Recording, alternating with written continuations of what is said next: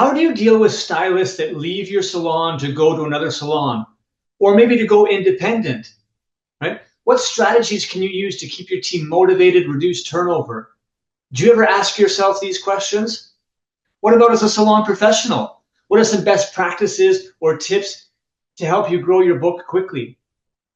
Right? How do you differentiate your salon from competitors without overspending on marketing? In today's episode, we're going through these questions and more with one of the industry's iconic people who's been an international stage artist, who's been an inspiring salon coach and leader, who's a social media influencer, and has all sorts of authenticity in sharing her wisdom with salon professionals in our industry today, right? How important is retail to your business? How do you get buy-in? How do you delegate more responsibilities as a salon owner without losing control of the quality and consistency, right? Sit back, get out your notebooks. Episode is filled with incredible insights, very, very concrete and tangible actions for you to take as both a salon owner or a salon professional to improve yourself in this incredible industry. Let's get into it.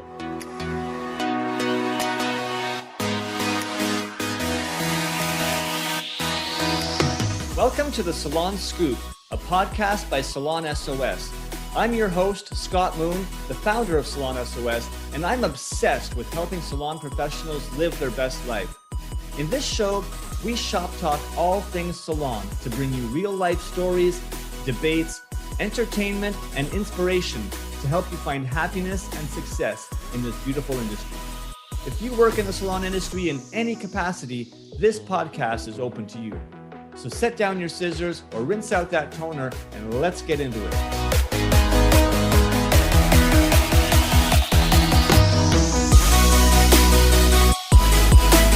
I am so excited for today's episode of the Salon Scoop. We are bringing back the first ever guest that we had for our first ever episode on the Salon Scoop, the one and only industry icon, Wendy Belanger. Wendy, thank you so much for joining us back. You're our first returning guest on the Salon Scoop. How does that feel? I think that feels great. I absolutely love it. Thank you for having me back. Yeah, well, we're going to get into a much different type of episode than we did the first time with Wendy. We're going to go into some key questions that salon owners and salon professionals often, ask themselves, often struggle with, and we're going to be able to delve into the experience, and the wisdom that Wendy, so often shares, either with her own teams as an owner now, two salon companies, but she's also been, an international platform artist and has so much experience and wealth to share. She's been an educator, and a key inspiration in our industry. So really excited to be able to get some of your insights, Wendy, into some of these key questions that a lot of people in our industry just struggle with, and hopefully you can share just from the heart. One thing that I love about your content all the time is just so authentic. And we talk about authentic as a buzzword in social media being important, but I genuinely always feel it from you. You share good things, you share troubled things, you share challenges that you're going with. You're not just showing the super pretty Instagram perfection mode. And I really love that about you and your content as a whole. So thank you, first of all, for kind of what you do, and I want to acknowledge you for the amazing content that you are bringing to your audience on a day-to-day basis. Well, thank you. I like to keep it real because I think that in this day and age, there's too many fluffy things going on. I think that we need to be real in this industry and support each other. So let's get into a real conversation, Scott. All right. Well, I'm gonna feed you with some hard-hitting questions, and I want you to be real with our audience today so that we can get the scoop on what it takes to be, successful and how to handle some of these challenges. So, question number one: as a salon owner, how do you deal with stylists that leave your salon and go to another salon? I mean, it's just emotionally, it's got to hurt at least a little bit. And how do you deal with that as a salon owner? Because it happens to us, all the time. Oh, well, that's a good one. I'm glad you asked that because that has been one of the biggest lessons for me. I've been open for 22 years, and my answer probably would have been different years ago than it is now. Um, you do take it personal. You do take it personal, and I did. When I had my first group of people leaving, believe it or not, I think it was almost 15 years into my company being open. I was one of the people that was so lucky to have my core people that were there for a long time. And I just thought everybody was going to die in my salon. You know what I mean? I just thought that we're all just going to be there, and then we're all going to die in the salon. And that's just the way it was. And that my whole goal was that I was going to finish working there and then just pass it on to the people. And I didn't see anything else. So when I was told that people were going to leave, I literally took it personal, and it was really hard. And you think, well, after everything I've done for you, and you go there and you go into the well, what did I do wrong? Like, it's almost like you got the stages of grief. You go into the stages of people leaving. And what I've realized along the way is that this is a journey. It's a journey for people. Like, my journey is having my career opening influence, opening identity, and having different people come in. But a salon professional, their journey was going to different salons, and my salon was only part of their journey. And so what I have to understand is that they're going to be with me as long as they're going to be with me. And I have to just do my best to take it as a privilege that they've come to work with me, and do my very best to give them everything that I can, be fair, be honest, be true. And if it's time to leave, it's time to leave. And that's one side of it. The other side of it is having somebody come to my salon from another salon. I have to share this with you, Scott. This is a really cool thing, is I never want to be known as somebody who steals stylists. I've never gone, I can honestly say, I've never gone and poached a stylist from someone else, because I always think of what it would feel like to be with me. So sometimes when I hear people like DMing my staff or whatever, I kind of think, okay, really, let's just all get along, sort of idea. But some people want to do that. So that's something I've never wanted to do. So when someone has actually come to me from another salon, which just happened recently, she was working in another salon. She said she wanted to come and work at Influence because we have a mentoring program. And so she was at a stage in her career that she wanted to start giving back to other salon professionals. And so we have a mentoring program where we hire a lot of associates and match them up with a stylist. And I knew her salon owner. And so I said, the only way that I will do this is I need you to go to your salon owner and have an authentic conversation.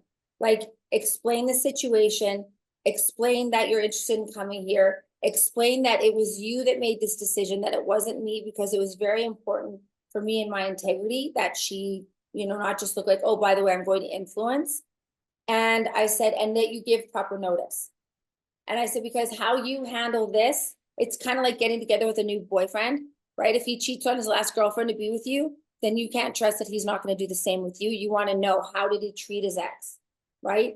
So let them know, give the proper notice. And so she did. And that salon owner was more than understanding, said that, she understood why she wanted to go. And then that salon owner reached out to me and said, thank you for having that integrity and handling it this way, that you've made a good choice by getting her, and please take good care of her. I was blown away. I was blown away. And then we decided we should go meet for a drink and, have a conversation and go. Like, it was one of the most beautiful textbook situations ever. That was amazing. And then we met, there was like a summit program or whatever that we all met at. And I actually brought this stylist with me and my team, and her old employer was there with her team. We all met, we hugged, we all sat in the same kind of area. And I'm like, if that could be more like that, Scott, this industry would be so much better. But we just have to quit like hoarding. Like, these are my staff, this is my client, and just realize that we're all in this together. There's enough to go around, and that, people are going to change their minds. Love that. It's so true. And I like what you said about everybody's on their own journey and on their own path. And, you know, when someone leaves us, we immediately start thinking internally. It's like, you know, what did I do? Why didn't they like me? I thought this was me. But it's not about me, it's about them and their journey. And sometimes it's just the right thing for them. Maybe it's not the right thing for them, but it's their journey that they have to go and live on their own. So love that answer. Okay, There's hybrid. one more actually. Can I add one more thing to it? Because I Go for think it. if anyone wanted to listen to this, this is what I would want to say to salon professionals about this. If you decide that you want to change, just decide that you want to change. You don't need to try to make your situation, make the person that you're working for wrong on the way out. And what that means is sometimes when they feel like, okay, maybe I need to do something else, they all of a sudden start poking holes where they're at. You know what? I don't like this. You know what? I don't like this. And then all of a sudden, maybe they start talking to other people about the fact that they don't like it. They can't just sit there and go, you know what? I was ready for a change. And it's crazy because I had somebody reach out to me on Messenger that used to work for me. And their message was, oh my gosh, all you did was love me. And I was like, is this ready for something? Did you try to send this to someone else? And they said, no. They said, when I worked for you, I thought that you were so aggressive, that you were always pushing me and that you were always trying to like make me be more and things like that. And I always felt like you weren't ever happy with me or trying to push me. And they said, but then as I moved forward and I grew up, what I realized is you only wanted the best for me, that you wanted me to be the best version of myself. So you held me to a standard. And I didn't have that growing up in my family. I didn't have that in my life. So it was very foreign to me. So I left.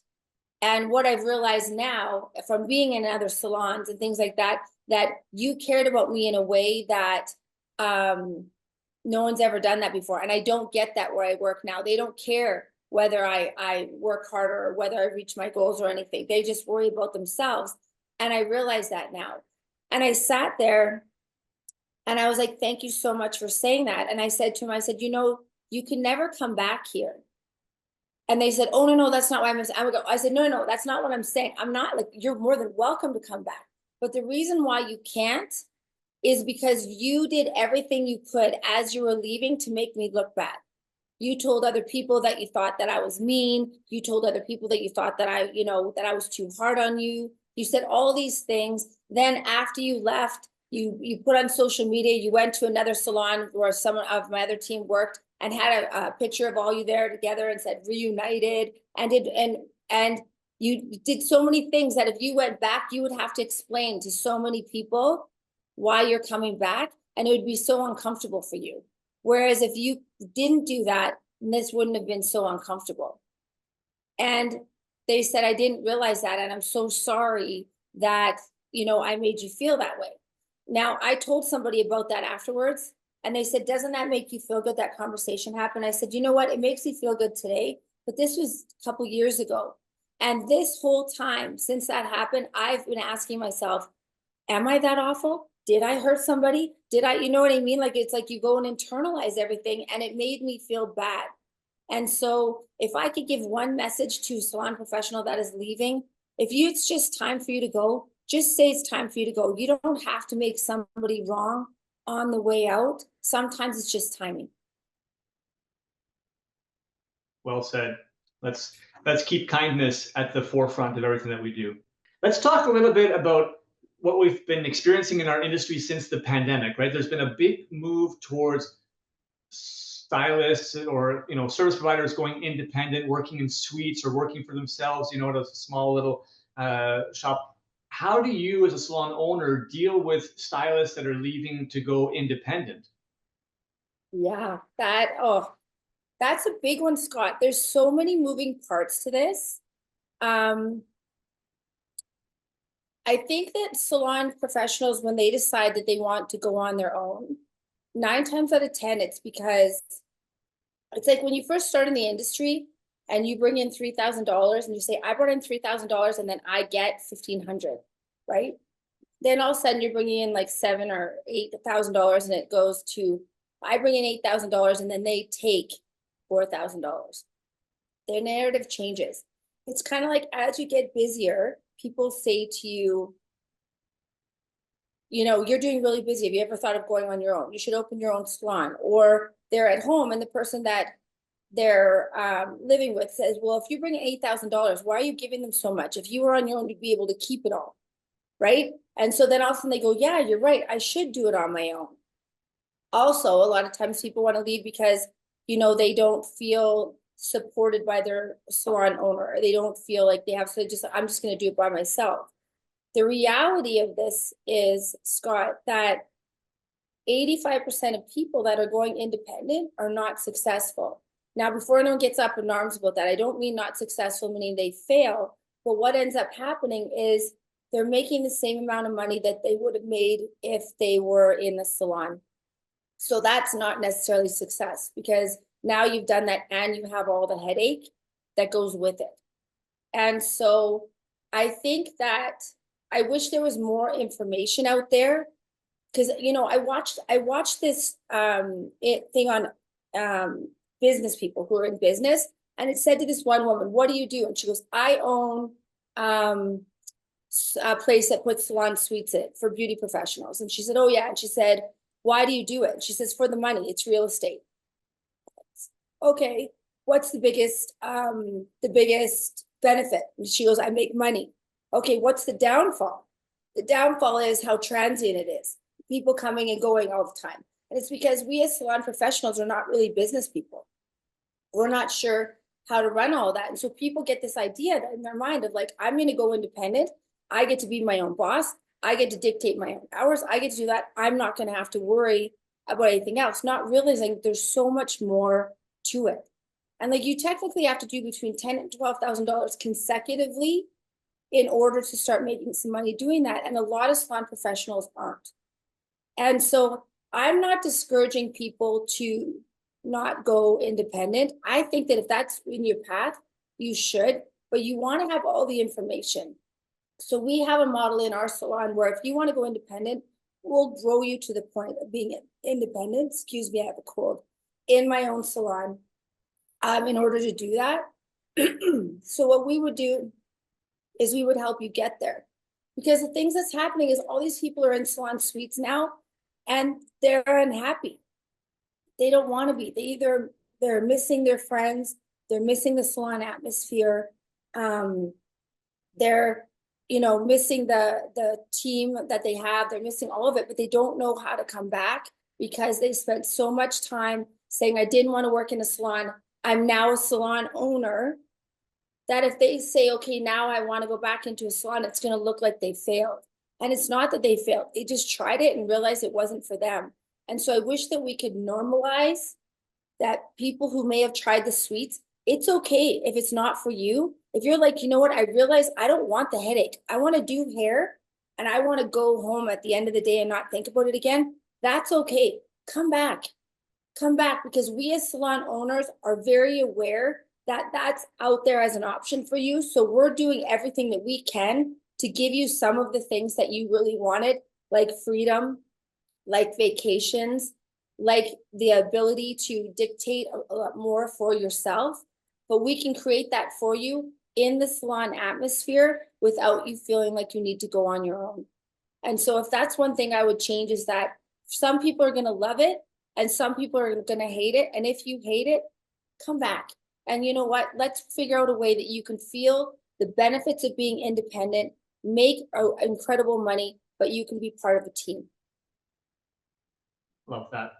It's a really tough. I like the whole normalizing, you know, the situation, because yeah, when someone sort of makes a decision, says, I'm going to go do this, and then they come back, the instinct is, oh, everyone's going to look at me as if I'm a failure, and so I'm just going to hold back. I'm going to pretend that everything's great. I'm going to say to everybody, oh yeah, I love it, it's great, and we're just putting on this facade.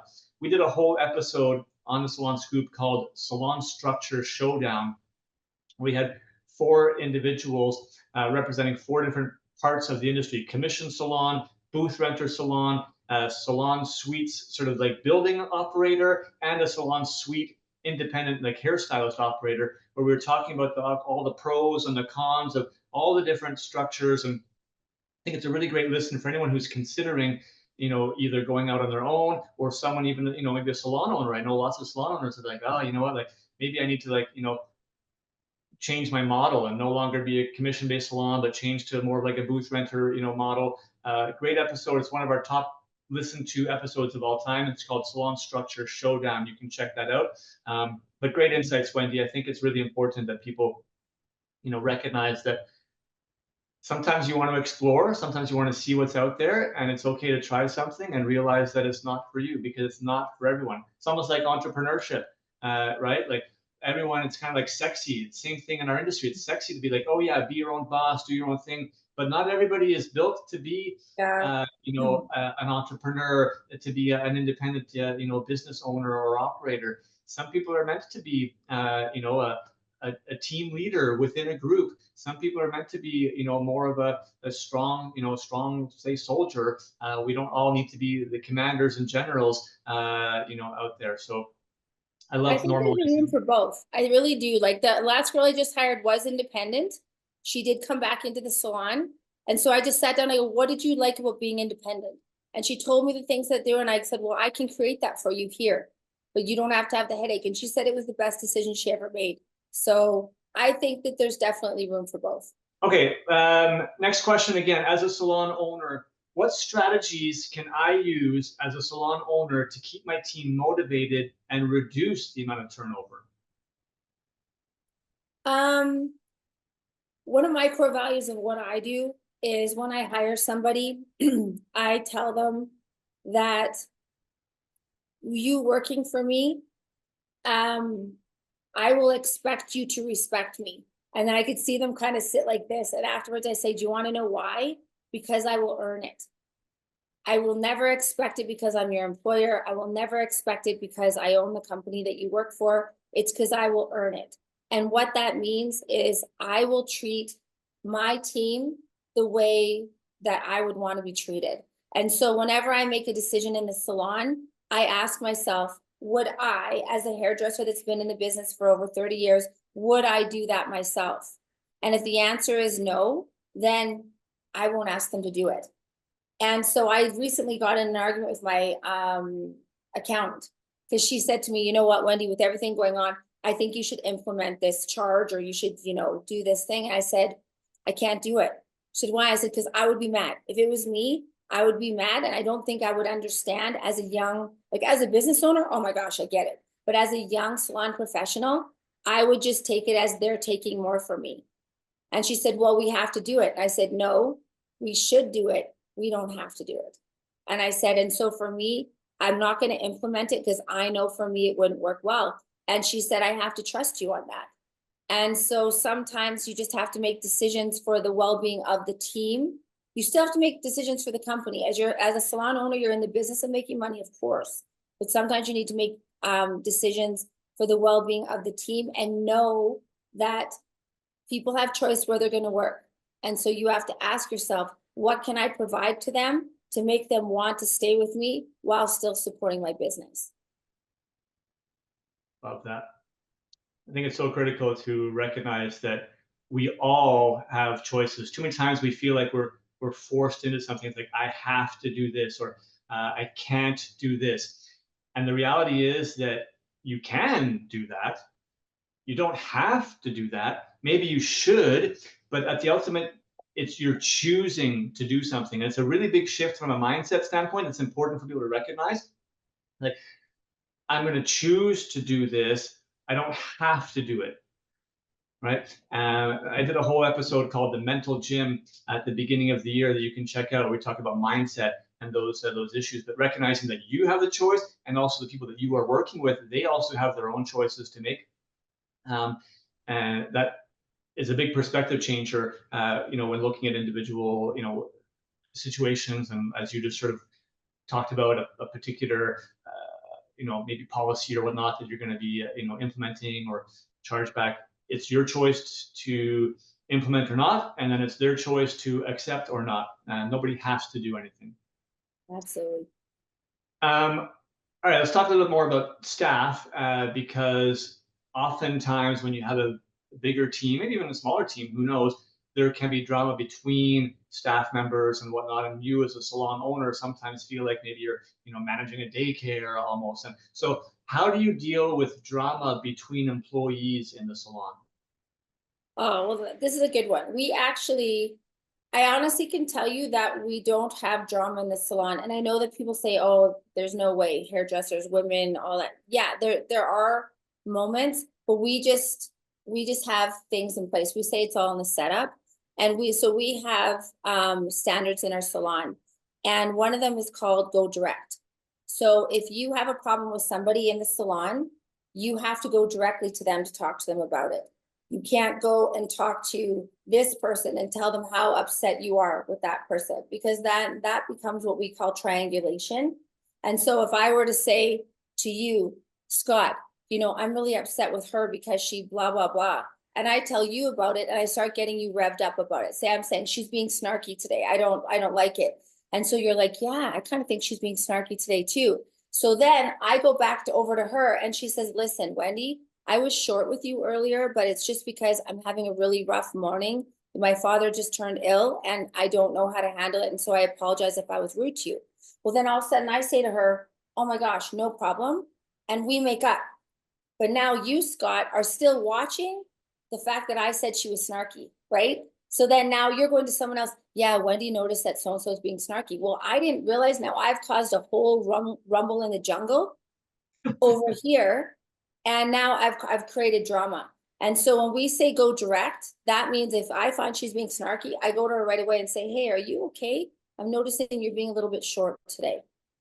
And then that way it happens right away. So our team is trained that if I were to say to you, Scott, this girl's being snarky, you would sit there and go, have you talked to her about it? And I'd be like, oh yeah, right. I have to go back. So we literally redirect the person to go back. Now, sometimes you're mad. Sometimes that person set you off and I'm like, if I go direct right now, it's not going to be okay, right? Because sometimes we have that reaction mode. So we've implemented what's called the 24-hour rule. And so what that means is when something happens, I have 24 hours from the time of the incident, the occurrence, that I can go and talk to them about it. And then sometimes we'll say, listen, I needed to exercise a 24-hour rule. I need to talk to you about something that happened yesterday.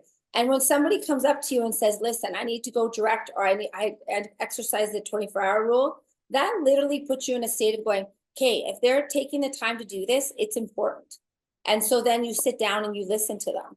But sometimes if someone tells me that they have a problem with someone else, because they might come to me for coaching, how do I address this?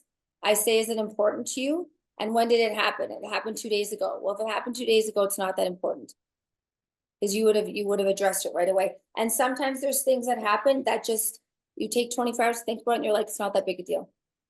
And so people will let it go. So that's really, really, really been an integral part of our company, because it stops all the yuck berries. It's amazing. I love that you actually have almost like, a system or a process in place that you have worked with your entire team on, as opposed to just saying, oh, you know what, we try to be friendly with each other and da da da da. Like, no, you actually have like a system and a way to deal with things to, be preventative a little bit, about things happening in the first place and getting out of control, and then also just knowing how to deal with it, and then everybody kind of just on the same page around it. That's phenomenal. I think everyone can definitely learn something from that. All right, let's talk about service providers. And you were mentioning, younger service providers and how they, might view things differently. And so, what are some best practices and tips that you give to younger stylists, or just newer stylists in a new area that need to grow their book quickly for whatever reason? Well, it's hard with new salon professionals. They don't have the same confidence. So it's almost like they have this imposter syndrome. So they're doing hair and they're wondering, like, am I even good enough? Or, that kind of thing. So it's more difficult, because I don't know if they believe in themselves the same way that, say, someone like I would, after being, in the industry so long. But what I would say is, promoting yourself in any way that you can. And the thing about us that I think we forget is we know something that other people don't know that they care about. Like, I know what would look good on you, right? And if you're not a hairdresser, you actually want to hear what I have to say. And so I think that having discussions with people about their hair, like saying something like when you're out of like, your hair is awesome. I would love to do it sometime. Oh, really? What would you do? Well, then it starts that conversation. And so, really taking the time to have conversations with people and believing that they actually want to hear what you have to say is huge. Now, obviously, social media is incredible because that's the best way to get outreach right away.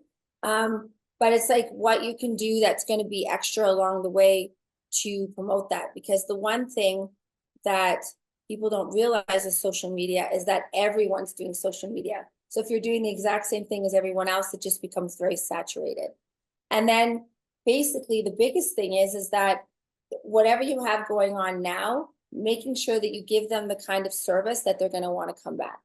Because if they come in, try you once, and they don't come back, you're going to keep spinning your wheels. So it's really about trying to do things in the moment when they're visiting you to make them want to return.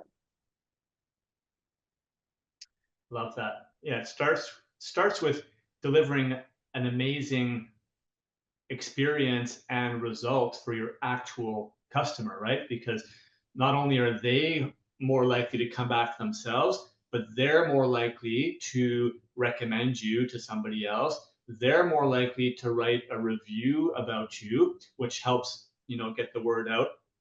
And it kind of builds your confidence when somebody loves absolutely what you've done and they do come back to you. That's like a big self-confidence booster. And you can also utilize that experience and that content of like what you've done with them, for your social media. I think you made an amazing point there, Wendy. Social media is critical because you have the opportunity to reach so many people so quickly. And let's all just remember that it's free, right? Like a lot of people like to shit on social media a little bit, but at the end of the day, and the algorithms and it's not helping me. It's free, so we should be maximizing our potential on that platform. But it can't just be, as you said, doing what everybody else is doing. And if we're still just posting a picture of hair and that's it, I mean that's 5-10 years ago. You really have to be communicating more. You have to get into video, to really be able to express, your uniqueness as an individual, and that message that you were referencing, like, what can you do, that the information that you have inside of you that other people care about and want to know. If you can share that through your voice, through social media, now you can captivate, right, a potential audience who's interested in hearing, your perspective as a beauty professional about, what types of things work well for different people, what looks good on different people. You can talk about beauty trends, you can talk about fashion trends, mix it all together, and that's going to create a lot of compelling views. People are going to be interested in like listening to you, learning about you, and then eventually, when they're thinking about a potential new service provider to go visit, you're going to stay at the top of their mind. So I would definitely highlight that. Well, you know what? It's for even for the people who don't want to do content, this just came to my mind as well. So I tell my new stylist to say, okay, so when you do someone's hair, take a picture of it, say to the person, do you mind if I feature you on my page? Now you don't sit there and say, can I post this? You say, can I feature you on my page? All of a sudden it becomes, I'm going to be featured. Oh my gosh, yes. So then you go, you put the final, yeah, exactly, right? You put the final on the page, you tag them. Now, if you tag them, you've done the work, 9 times out of 10, they're going to repost it. Some of these women, it's their one time of like fame that they get to be on a salon page. They're going to repost it. When they repost it, all of their friends are going to comment. Oh my gosh, Michelle, your hair looks beautiful. Oh my gosh, love the hair, Michelle. Gorgeous. Like, the social platforms just give you can just click a thing and it gives a response. What the stylist should do at that point is go in and like those comments that the people have left. because they'll get the alert that the stylist liked the comment. So now all of a sudden you've created a connection with you and that person's friends. Then if you want to take it a step further, slide into that person's DM and say, hey, Jody, I noticed that you commented on Michelle's hair and you like it. Because you're a friend of Michelle, I love her. I would love to offer you an opportunity to come see me as well. Now, all of a sudden, you're promoting yourself with someone who already likes your work. So doing it that way. I also tell my associates to go on my page and like all the people that I post on there. You know what I mean? Because 9 times out of 10, they had their hands in their hair anyway. So if I go and I post somebody's hair that I did, go in there and like the comments as well. So then you're being part of the experience with that guest. Go and do exactly what Wendy just said. And if you didn't catch it, rewind, listen again. The sliding into the DMs and writing a little message is such a powerful tool. A lot of people think that it's, oh, I can't do that. Like, I don't know them, you know, and you're shy. But as long as you just reach out in an authentic way and say, hey, I noticed that you like Michelle's hair, you know, and liked it. Because you know Michelle, I would love, you know, the opportunity to do your hair. If ever, you know, if you don't have to say like right now, like, but if ever you're looking for a stylist, I would love the opportunity to meet you. And you could say something like, because you know Michelle, maybe if you have a referral program in place, you know, because you know Michelle, you'll get 20% off your first, you know, your first visit. And just leave it at that. You're not saying, do you want to book with me? You know, call me now. You know, you just be authentic, put yourself out there, and good things are going to happen. I love, love, love that. All right, let's talk about it from a salon standpoint, marketing a little bit. So as an owner, how can I differentiate my salon from competitive salons without overspending on marketing? Because we know that budgets are tight these days. Well, it's the little things, Scott. It's definitely the little things. So on my corner, just my corner, we're on a busy street downtown in Calgary. There are 9 salons on the corner, like just in a little block radius. And so rather than going and competing, right, which is stupid, you waste your time, right? Winners focus on winning, losers focus on winners, right? And so what you want to do is figure out the little things. So at my salon, what we do at Influence is we say, experience a difference. You can get your hair done or you can experience influence. So what we do is we take a typical salon experience, we take what somebody would expect when they come in and we change it. So when somebody walks into Influence, the whole salon says welcome. Have you ever gone for sushi and you walk in and they all say, I'm hoping they say welcome in Japanese. They're saying something, but then you're like, oh, hey, right? You're excited. The whole salon says welcome and people like come in and they giggle because they're like, wow, I love that. And so they know that they're going to be great when they come in. We refer to our appointments as reservations. We call our people guests as opposed to clients. And then I just was going to show you this is that I have a person that moved to Florida and she said, this is what I miss about being in Florida.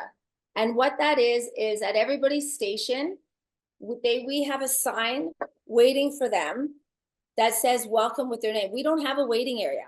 So when you walk in, you look for the station that has your name on it because it's waiting for you. And then you go and you sit down at your station. We don't have our own stations as stylists. The guest has a station.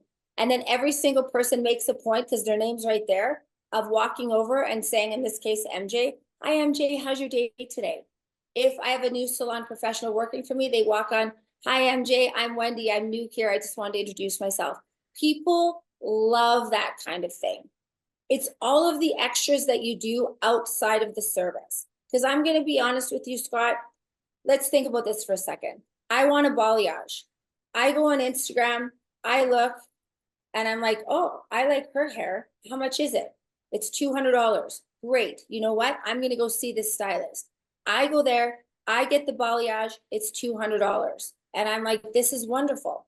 But guess what? Now that I've Googled balayage on my phone, smartphones are thing, they're now going to show me all kinds of balayage because now I've shown an interest. So now I'm at home. I love my hair that I just got, but I look and I go, oh, I like that balayage. That's good. How much is that? That's $200 too. Okay, I'm going to go there next time. All of a sudden, my loyalty's gone. People think because we do their hair once that they're ours. No, They don't. So what you have to do is when they look at the second balayage and say, oh, that's a good one. It's $200 too. I should try that. But you know what? When I went to Influence, everybody there called me by name. When I went to Influence, when I left, I get a little plate that says, thank you, Wendy, on it with a chocolate at the end. When I go to Influence, they gave me a rewards app that I can go and I'm actually getting points for going there. So yes, I do love that balayage, but I'm going to stay where I was. That's the difference. Love it. We can never, ever underestimate the power of client experience, personal, personal touches. I love all those examples that you shared, Wendy, because in today's day and age, like the actual service itself of like a haircut or a balayage or a facial, that's a commodity, right? Because like everybody out there is providing those services, and it's the same in other industries as well. You can think about this in other places that we go to. Restaurant, great. You know what? You want to go out and have a nice meal? Perfect. There's thousands of places you can go out and have like good food, but it's the actual experience, right, of being there that makes you think, wow, you know what? That was a fun experience, or that was I just enjoyed that. I felt special, and that's what makes people want to come back. I love all of that. That's how you have to differentiate yourself in today's world. Like you have to make yourself remarkable, right? Mm-hmm. And when I say remarkable, it's something that people are going to remark, right, about it, because it is different. So think about little twists, little things that you can do in your salon company to personalize that experience and make your guests feel special every single time. Consistency is also critical when we come to that. Absolutely. Let's And I talk actually about. just read a book called, I just read a book called Unreasonable Hospitality. And it's about a restaurant in New York. And it's unbelievable. And I read it and I had my management team read it as well. And it's just about don't be afraid to do something that's unreasonable. Like don't be afraid to go that extra mile and do something for somebody that you may not normally do, because those are the things that people will never forget. Love that.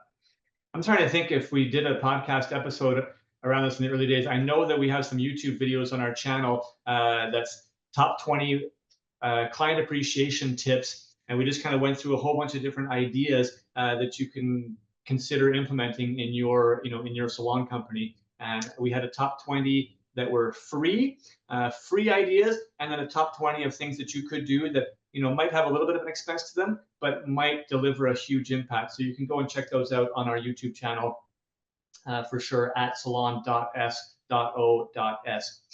All right, let's talk about retail, because we know that retail is an important factor of salon profitability.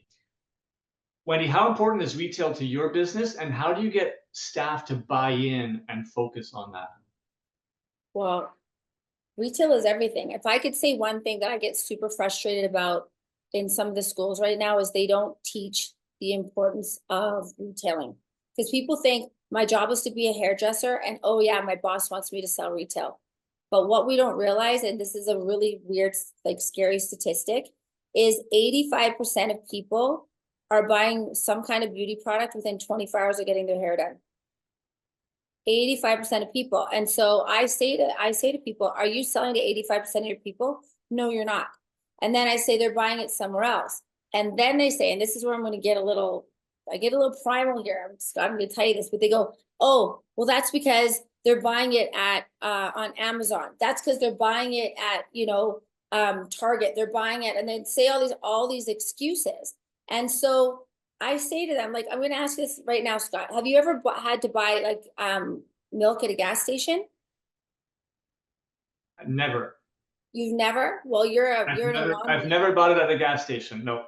Okay, but have you ever bought it like at a convenience store A or something convenience like that? store would not. Okay, great. Yes. So you Yeah. buy it at a gas station, you buy it at a convenience store. And so how much is it? It's like, $5 or something like that. It's expensive, right? Yeah. And you at the grocery store, it's usually almost like a third of that or half of that or two-thirds of that. Would you agree? Absolutely. Okay. Do you honestly think that the gas station guy or the convenience store guy goes, you know what?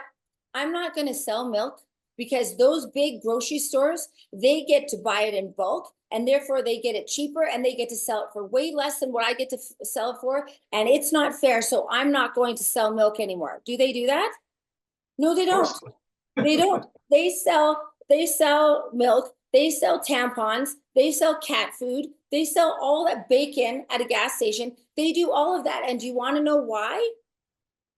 Because it's convenient for the Because it's consumer. convenient, right? You're not a stupid man. You know that it's cheaper at a grocery store, but you need to get it now. So you're going to go to the shopper or to Circle K and you're going to get it there. And so we've got to quit doing this crap about going, oh, these big salons, they can buy more so they get it for cheaper and whatever. Yeah, you know what? They do. But guess what? If you did your job and did it. So let's go take it one step further. Sephora. Okay. So Sephora, I don't know if you've ever been into a Sephora, but like, you know, women, we love Sephora. Okay. So all the women listening to this, how many times have you gone into Sephora to get one thing and then you end up getting like $300 worth of stuff? Me, guilty. All right. Now, the person who works at Sephora, guess who that is? That's your daughter. It's my sister. It's her cousin. It's a young girl who wants a discount on makeup. That's who's working there. Okay. She doesn't have an MBA in sales. She doesn't have a degree. She doesn't what, she's not a marketing major, nothing. She is a young girl that wants a discount on makeup. So this whole thing of like, I'm not a salesperson, so I shouldn't have to sell retail. I'm not a salesperson. I'm a professional. It's not. Those women or those girls aren't like that. But why is it that we go in and we buy one thing and then we end up buying 40 million more things? It's because when we talk to that girl and we're like, oh, I just want to get, some foundation. As you're trying the foundation, she says, did you know that YSL came out with a new bronzer? It would look perfect on you. And you're like, what? So you go and next thing you know, you're trying on bronzer. And then she says, oh, I love it. And she says, your eyebrows, we've got a new eyebrow brush from Benefit. Now you're doing that. Now we're going down the vortex. When you go to pay and you go in that thing and all of a sudden you're sitting there and you're finding all this stuff that you don't need. And I'm like, I'm going to get that. I'm going to get that. Next thing you know, you have this huge purchase. Okay. Now you end up doing that. Why did that happen? It happened because the girl made a what? A recommendation. A Suggestion. recommendation. So here's the thing. This is the clincher, Scott. 85% of people buy retail within 24 hours of getting their hair done. 81% of those people are not buying it in a salon. So yes, go make all your excuses, but guess what? 79% of those people were never offered it in the salon. They were never offered it in the salon. People don't want to, people do not want to go and drive to the mall and go to these big stores and do it when they can have it right in front of them. We're not making the recommendation. It is on us. It has nothing to do with all of these excuses. Amazon right now is making brick and mortar stores. They're making so much money right now doing this thing of buying. I buy things on Amazon, don't get me wrong, but they're making brick and mortar stores because people still want to touch the merchandise. They still want to experience it. That will never go away. So we need to stop with all of this excuses, all of this crap. It is 100% our fault that the retail sales are not happening in the salon. And I'm sorry, that's just how I feel about it. And the proof is in the statistics. I'm giving a pause there because I want everybody to absorb all of that just came out, because it's just so true. And oftentimes we're almost like scared to look at it, right? And scared to realize it. But it's all true. The one thing that we can do to help the scenario in our salons is, you talked about Sephora. People go to Sephora and they're already in a shopping mode, when you go to Sephora, because you're probably looking for something.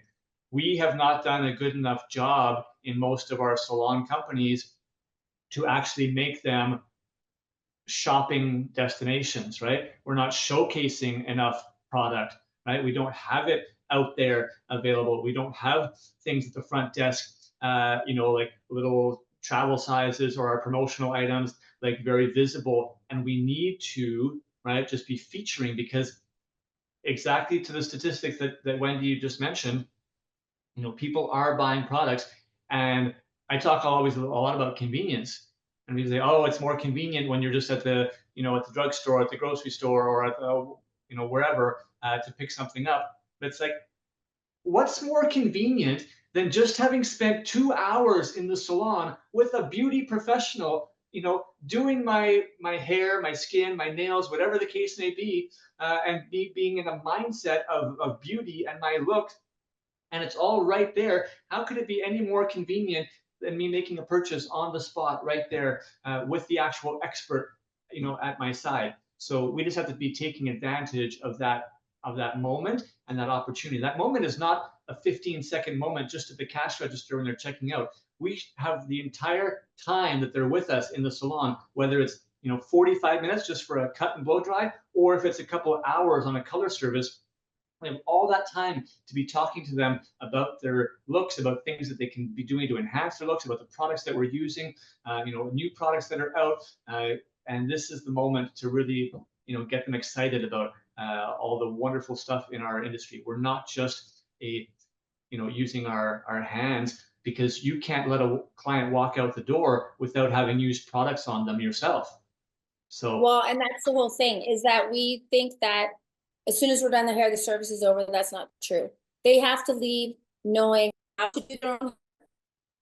They need to know what they have to be set up with, what they need to do their own hair, and they need to know when they're coming back. And those are the three things that are standard when people leave our salon, as we make sure that they know that. Because if we don't, we're not doing our job. And I'll tell you this right now, Scott, if you don't sell to your guest and she comes into my salon, because I've got all the marketing and out in place, when she comes in saying she's looking for something, I'm going to pull her into my chair and go, yeah, let's just talk about it for a second. And I will spend 10 minutes with her just explaining these products and why they would be good on her hair. And she's going to say to herself, I just spent 2 hours with Scott, hundreds of dollars. He didn't take this time. This woman doesn't even know me. And she just sat me down in the chair and she gave me all this information. I'm telling you right now, having your guest go into another salon to buy retail is like sending your boyfriend or your girlfriend to Temptation Island. You just don't do it. You just don't do it. Love it, love it. All right, we're gonna leave retail because we can talk about that for hours. But another topic, shifting gears here, that a lot of salon owners struggle with is, how can I, as a salon owner, delegate more responsibilities without losing control of the quality and consistency of the salon's operations? Because I'm really, really worried about that. Yeah, that's it. That's a big one, because I'm a big believer in not micromanaging people and empowering people to do their job. And I've had situations where I hired a manager one time. She was so good, so good. And I gave her so much respect that when she decided to move on in her life and in her career, I didn't know what was going on. And so I've experienced it from both ways. And I think that really what it is that people like to feel important. And so taking a look at what the tasks are that need to be done and go, okay, am I the best person for this? Or who do I think would be the best person for that? Having a conversation with them and saying, hey, I would really appreciate it if you could take lead on this for me. It's something that I think would be a great a thing moving forward. Then delegate it to that person, give them a tangible goal, and then have a follow-up with them on the results of that goal. And so then that way, what you're doing is you're delegating, you're empowering people, and then you're still keeping your hands in it by having them come back to you and report how they did. And I've been doing this a lot because I have, like I said, a mentorship salon. So I'm not training all of my people. I have educators or mentors that are leading these associates and training them. So they're doing it, but I get to watch how it happens. And it's been amazing. I just went to Mexico for 2 weeks, came back, the way that the people were trained, because I was gone and I allowed the other people to do it, was phenomenal. And even I have my first set of associates. We just hired what we call the second generation. So I've hired another group of associates. And what I've been doing is telling the first group, I'd really like you to help me train the second group with what you know, you would not believe how excited they are and how empowered they feel because I've given them that opportunity. Because sometimes people just don't want to stand behind the chair all day, Scott. They want to be a part of something bigger. And so giving them an opportunity of like, hey, I would love it if you, I really like the way that you keep track of how the retail is going and you know what the pulse is of what the trends are right now. Would you mind taking lead on that for a little while? People love it, and it takes pressure off of us as salon owners, and it empowers them. So it's kind of a win-win for everyone. So true. And I think we have to get out of our own heads sometimes and recognize that my way doesn't have to be the only way. 100%. And if we're more focused on the result as opposed to the process, and empower people, as you said, they might have their own process, they might have their own way of doing something. As long as the result, is what we're looking for at the end of the day, that's what's important. And if you don't allow yourself to get there, you're just going to be stuck forever, not being able to trust people, and you're just going to completely overwork and burn yourself out. So that's not a solution that's going to work out at all. At all. All right, last question. Little bit off topic. We're going to talk about if I'm just a hairstylist, in my own zone, or I'm a salon that only offers hair services. Would adding other beauty services like facials, manicures, brow waxes, whatever, maybe be a good way to diversify my revenue streams? Or should I really stay focused on what I am doing best, hair? Let's see.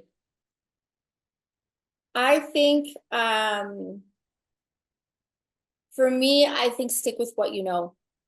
I think that sometimes when you try to be a jack of all trades and try to, oh, I'm going to dabble in this, I'm going to dabble in this, and whatever, sometimes it becomes saturated and you lose sight of what it is. I think that if you're a salon and you specialize in hair, specialize in hair.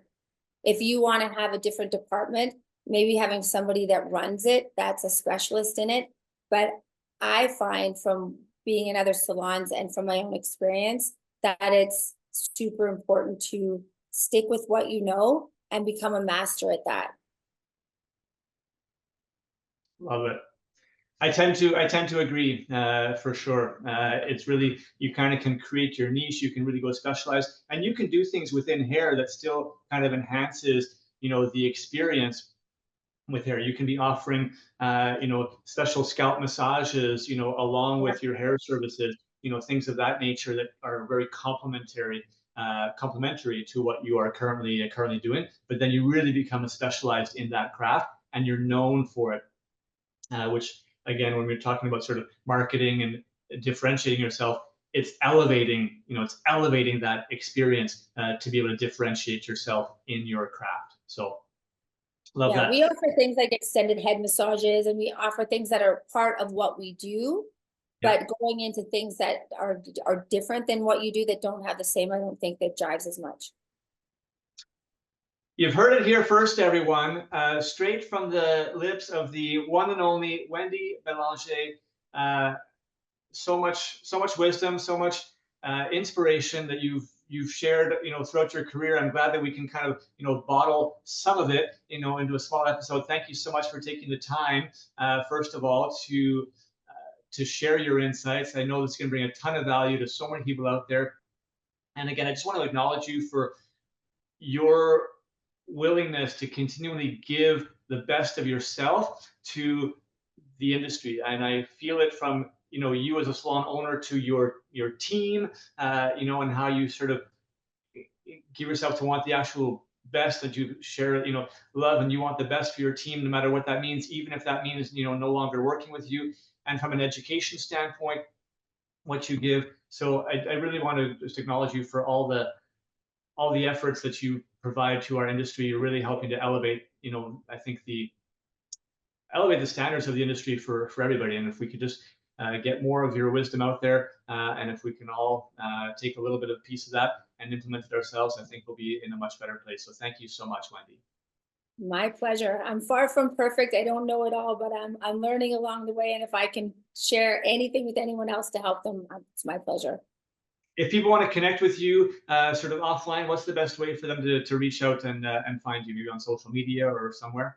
Yeah, I think social media, my personal Instagram, I answer all our messages on there. What's the address for people? Wendy A. Belanger. Amazing. All right, everyone. You heard it. You heard it here today. Share this episode with anyone that can gain value from all this amazing content. Wendy, again, thank you so much. Wishing everybody the opportunity to go and take some of these learnings and implement them to just enrich their own situation. Whether you're a salon owner, salon professional, try to bring a little bit of something for everyone. Have a great day, everyone, and stay stylish.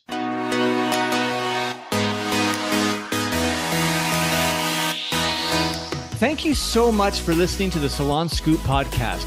This show is produced by Salon S.O.S, a digital marketing agency by industry professionals for industry professionals. If you want simple and affordable solutions for any of your salon marketing needs, such as websites, client loyalty, Google search rankings, social media, or more, come visit us at salonsos.ca or on Instagram at salon.s.o.s. If you want to hear more episodes like this and help us continue to bring the industry great content, it would mean so much to us if you would support us in one of the following ways. Either share this episode with one other industry professional and rate the show on Spotify or write us a quick review on Apple Music. We want to hear your feedback. If you have follow-up questions or ideas for future episodes, please reach out. DM us on Instagram at salonus.s.o.s or hit us up on our website again at salonsos.ca. Again, thanks so much for listening. Now go get your hustle on, keep smiling, and we'll catch you on our next episode.